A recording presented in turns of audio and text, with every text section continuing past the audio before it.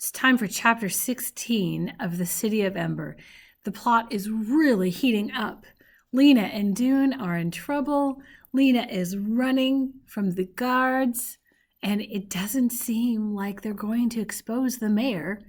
It seems like maybe Lina and Dune are going to be the ones to pay the penalty instead of the person who's doing the wrong thing. So let's read chapter 16, which is called The Singing. So way back in the beginning of the book, the author let us know that the singing was this great celebration, and it's come up multiple times, right? It's been something that's been hinted at many times in the book. It's come in here and a little bit there, so you know it's a big deal, right? It's almost like Christmas. It's the one big celebration. So imagine that feeling that you have before a big celebration. And let's put ourselves in Lina and Dune's place. You're in trouble, but this big tradition is coming up. I wonder how it will turn out.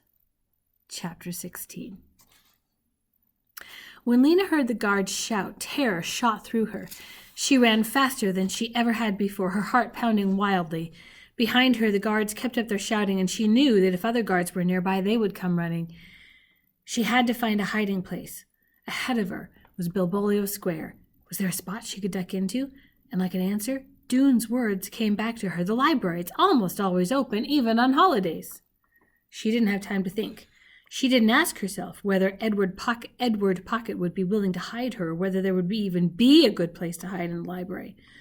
She just ran for the passageway that led to the library door and darted down it. But the library door wouldn't open. She turned the knob frantically. She pulled and pushed, and then at the same time that she heard the running footsteps of the guards coming into the square, she saw the small handwritten sign stuck to the door, closed for the singing. The guards were very near now. If she ran, they would see her. She flattened herself against the wall, hoping they wouldn't think to look in the library passage. But they did. "Here she is!" yelled one of the guards. She tried to shoot past him, but the passage was too narrow and he caught her by the arm. She pulled and twisted and kicked, but the chief guard had her now too. He gripped her other arm with fingers that felt like iron. "Stop your struggling!" he shouted. Lina reached up and grabbed a handful of his wiry beard. She pulled with all her might, and the chief guard roared, but he didn't let go. He yanked her forward almost off the ground, and the two guards dragged her across the square at an awkward, lopsided pace that made her stumble over her own feet. "You're hurting me," Lina said. "Don't hold so tight." "Don't you tell us what to do," said the chief guard. "We'll hold you tight till we get you where you're going." "Where's that?" said Lina. She was so enraged at her bad luck that she almost forgot to be afraid.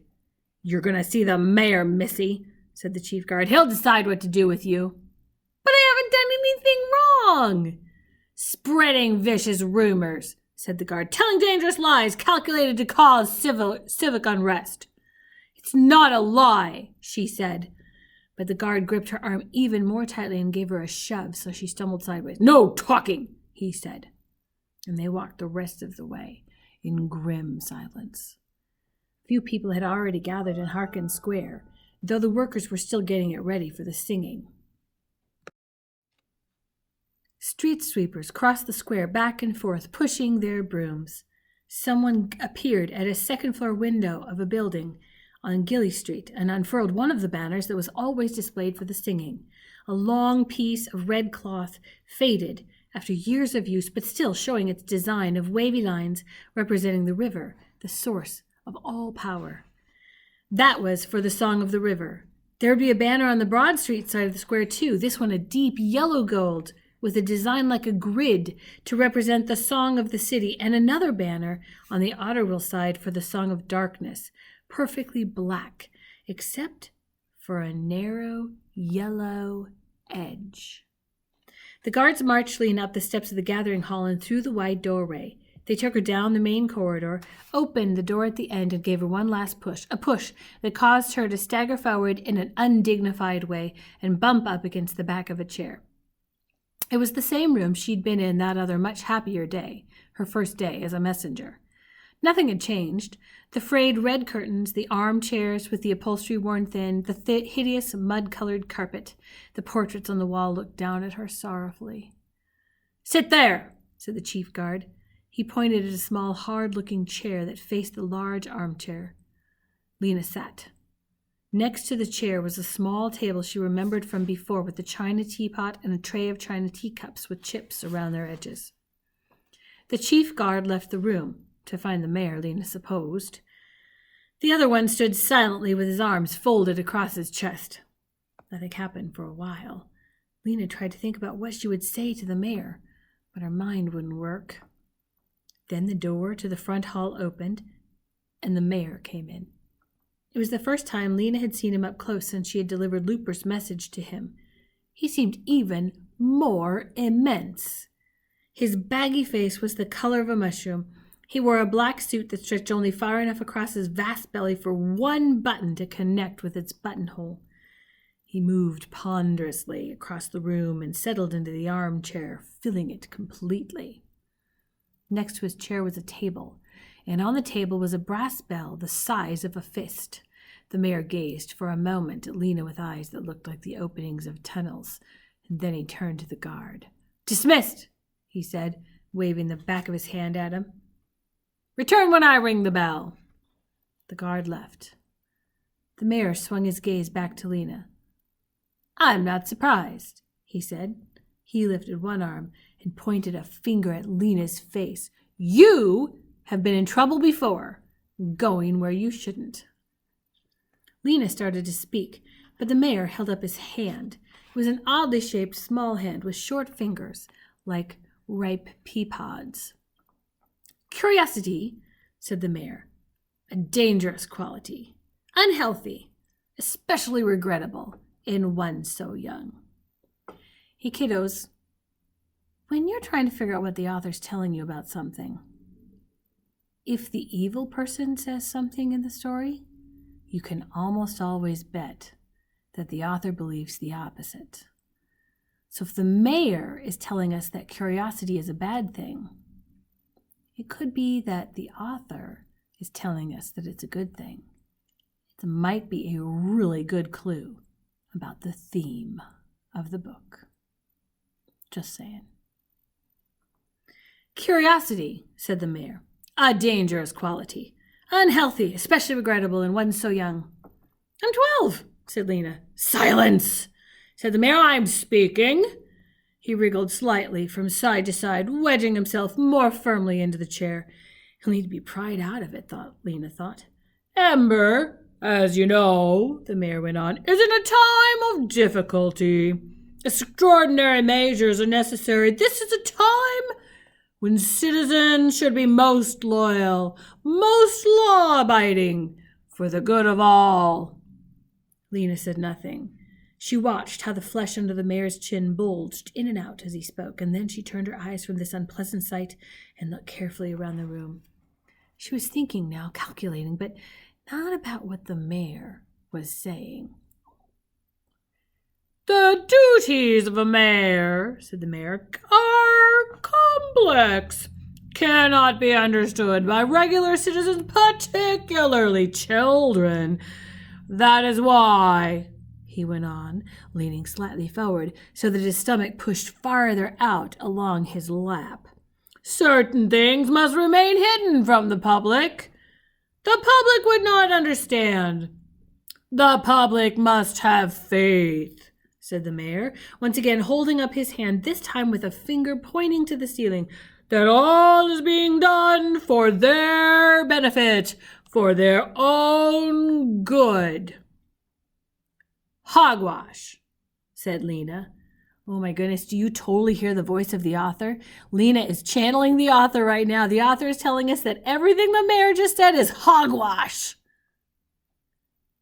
The mayor jerked backward. His eyebrows came down over his eyes, making them into dark slits. "What?"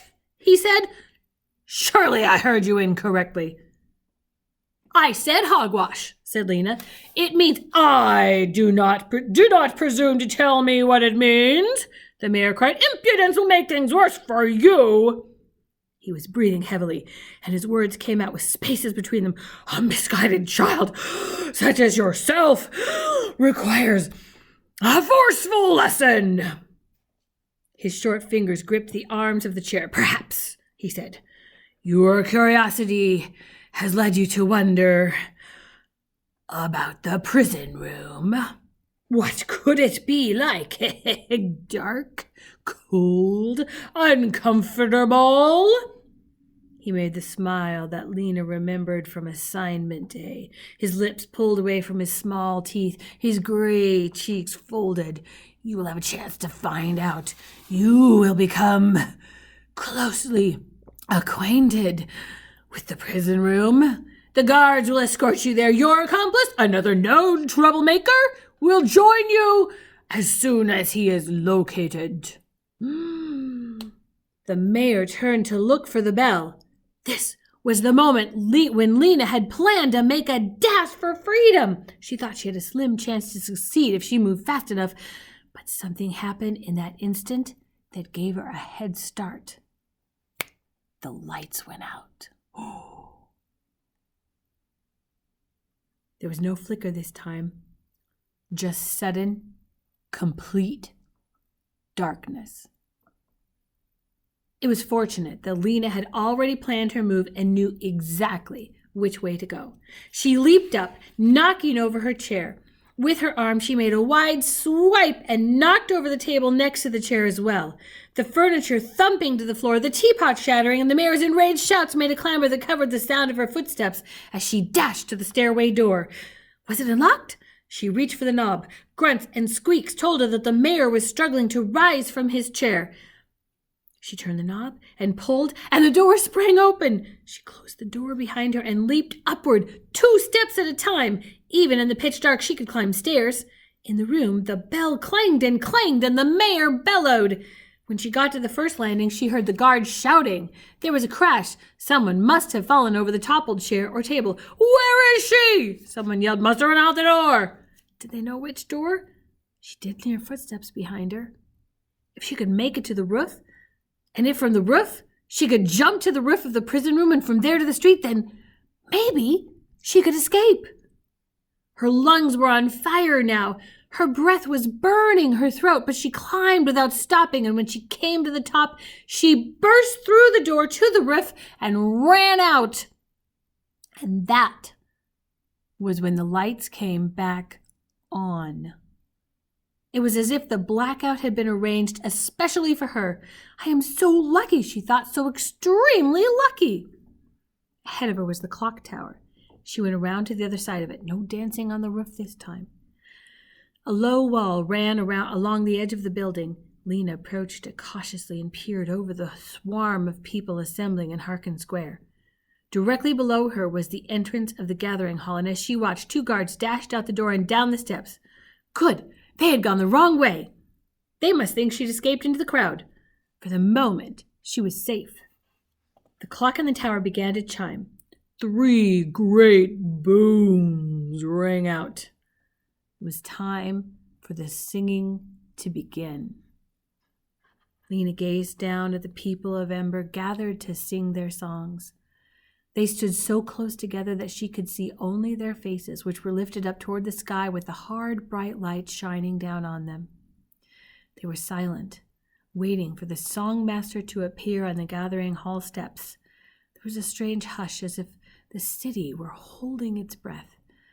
Of the whole Ember year, Lina thought this hush before the singing was one of the most exciting moments. She remembered other years when she had stood with her parents, too short to see the songmaster's signal, too short to see anything but people's backs and legs, and waited for the first note to thunder out.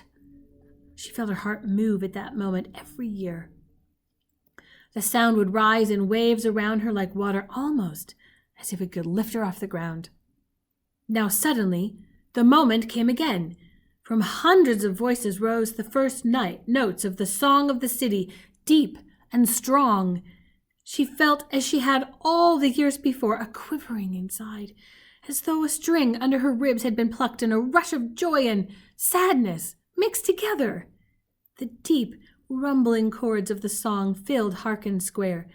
Lina felt that she might step off the edge of the building and walk across the air. It seemed so solid with sound.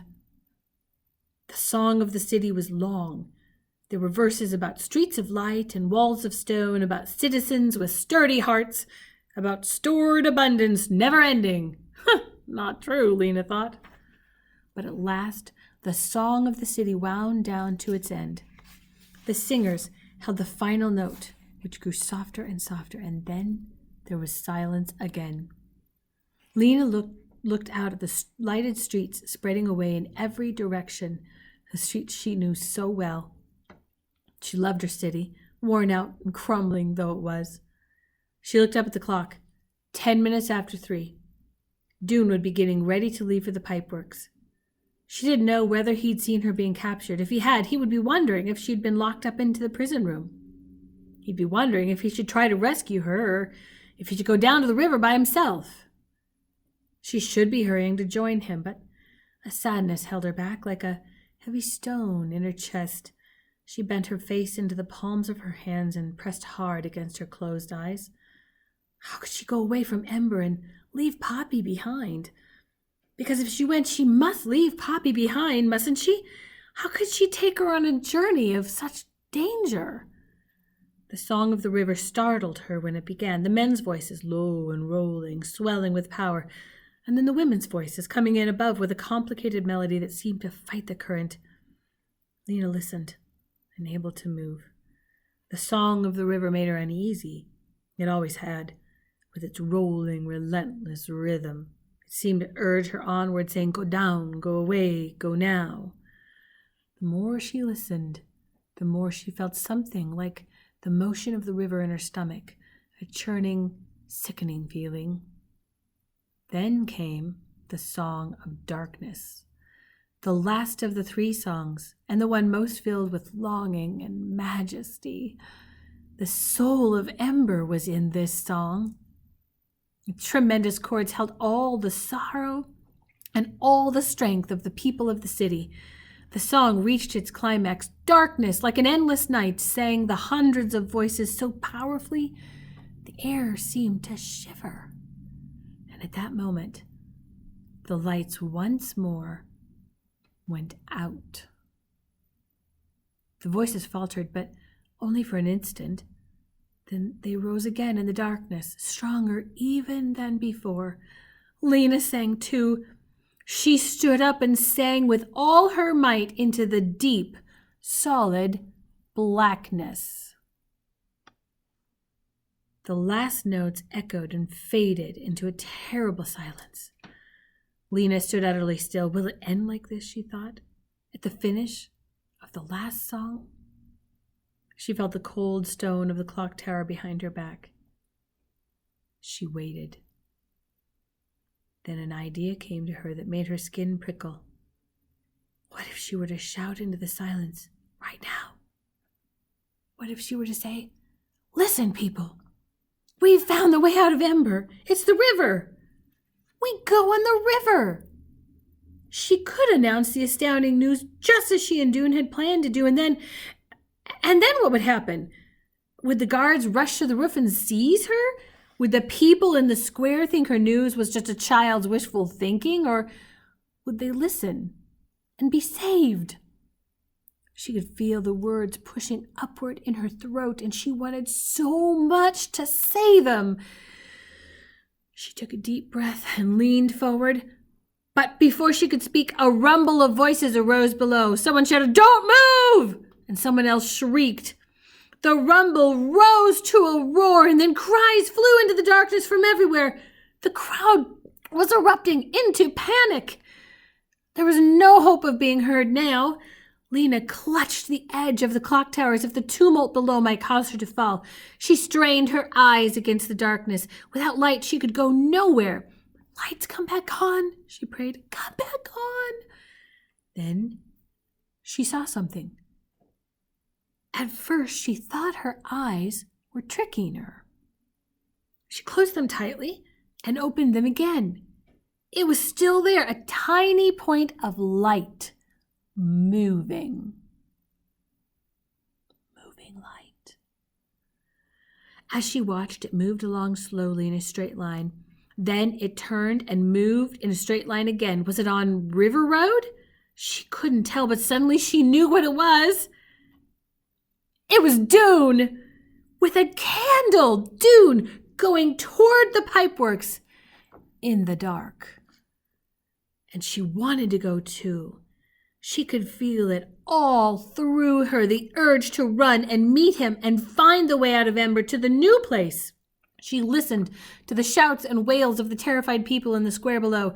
She thought of Mrs. Murdo down there in the dark, being bumped and pushed with her arms wrapped tightly around Poppy, trying to protect her, and all at once, everything seemed clear. Lina knew what she would do. If only the lights would come back on, if only this was not the very last blackout in the history of Ember. Watching the tiny light following its steady course, she made a wish with the whole force of her heart and mind. Then the floodlights flickered. There was a great cry of hope from the crowd, and the lights came on and stayed on. Lina ran to the back edge of the roof, dropped easily down onto the roof of the prison room, and seeing no guards in the crowd that was now streaming into the street, she jumped from there to the ground and joined the throng of people. She made her way down Greystone Street, going at the same pace as everyone else so she wouldn't stand out. When she came to the trash can enclosure behind the gathering hall, she squatted down and hid. Her heart was beating fast, but she felt strong and purposeful now. She had her plan. As soon as she spotted Mrs. Murdo and Poppy on their way home, she'd put it into action. Boy, 2 good things that the author did in that chapter. So many good things. But did you catch the irony? They're singing the song of darkness and the lights go out. That's irony. That's the opposite of what you would expect, right? And the second thing, the symbolism. The song of darkness ends. The silent descends. And then Dune's candle, a small prick of light, going to the pipeworks, symbolizing hope.